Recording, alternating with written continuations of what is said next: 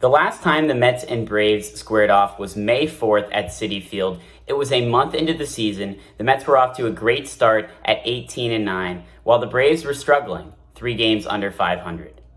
Fast forward to June 1st. The Mets stretched their division lead to 10.5 games, and they sat 18 games over 500, while the Braves remained 3 games under.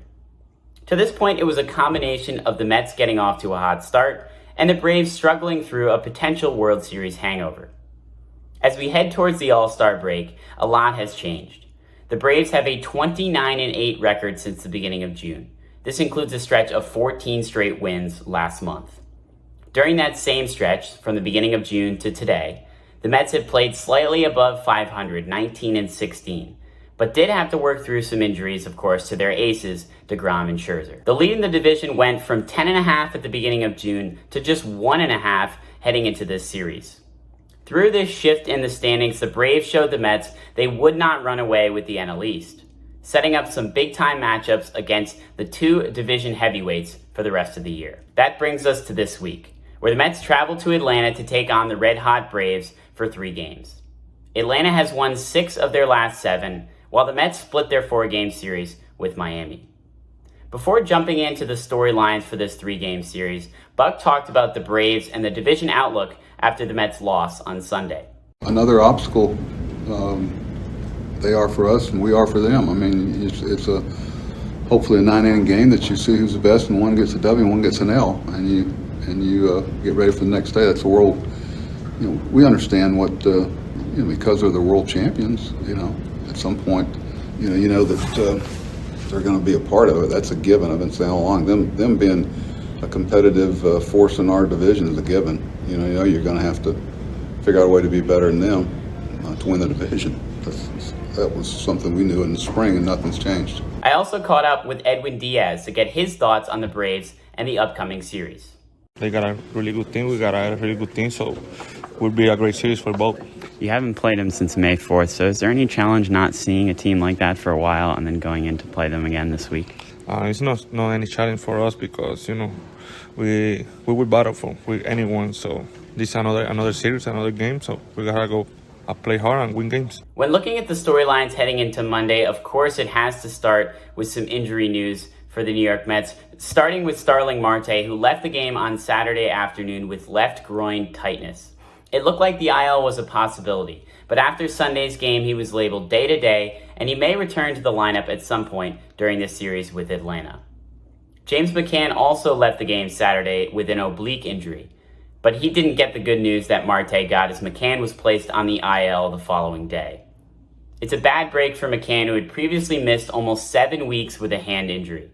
Although he had been struggling since his initial return from the IL, he was starting to turn things around. His hand was getting healthier. He had a big hit last week against the Reds, a big homer last week against the Marlins as well.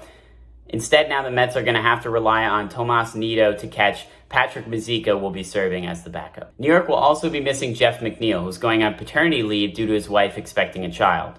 He may miss the entirety of the series against the Braves. All told, the Mets will be without 3 starters for this series. Atlanta also has some injuries they have dealt with this year, including Ozzie Albies, who broke his foot in June and is expecting to be out another month. Braves closer Kenley Jansen has been injured as well, but is expected to return Tuesday in the 2nd game of this 3-game series. Let's take a look at the pitching matchups for this series. The Mets will have Max Scherzer on the mound for Game 1. It's going to be Scherzer's 2nd start since returning from the IL. In his first start, he went 6 scoreless innings, giving up just 2 hits and striking out 11 batters. On the other side is Max Fried, the Braves ace, who is 9-2 with a 2.52 ERA. Over his last 7 starts, he has a 1.75 ERA with 43 strikeouts in 46 innings pitched. Should be a great pitcher's duel in Game 1. For Game 2, Spencer Strider, 2.60 ERA, will face David Peterson, who's 5-1 with a 3.48.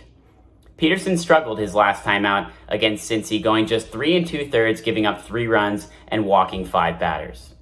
However, in the start before that, he struck out 10 and walked 0 batters to earn the win against Texas. Accuracy and pounding the strike zone is going to be key to Peterson's success in Game 2. Strider comes off 6 scoreless innings with 12 strikeouts against St. Louis last time out.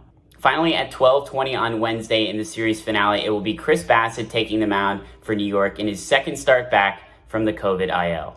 He gave up just 2 earned runs over 6 innings, very impressive after missing 10 days heading into that start. The veteran Charlie Morton will go for Atlanta. Some players to watch in this one for the Mets. Of course, you always have to keep an eye on Pete Alonso. Alonso was recently selected to his second career All-Star game after an impressive first half of the season. Before his solo homer on Saturday, however, Pete had a little bit of a lull of 10 straight games without an RBI, 11 straight games without a home run. But despite that stretch, he's still first in all of baseball with 70 RBIs and second in the National League with 23 homers.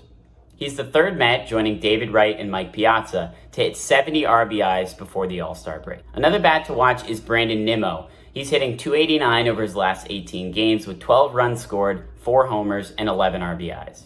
He's also been a key at the top of the Mets lineup, working counts and getting on base, plus he's greatly improved his defense out in center field. Meanwhile, for the Braves as a team rank first in the National League in homers, doubles, slugging percentage, and OPS. That is thanks to a few key players. Austin Riley is definitely one of them. He's been red hot as of late, hitting .424 in his last 15 games, 23 homers on the season. That's good for second in the National League, tied at second with Pete Alonso. Dansby Swanson has been another key to Atlanta's success. He's hitting .302, 14 homers and 50 RBIs on the year. He's also been very solid defensively, boasting a .985 fielding percentage on the year at shortstop.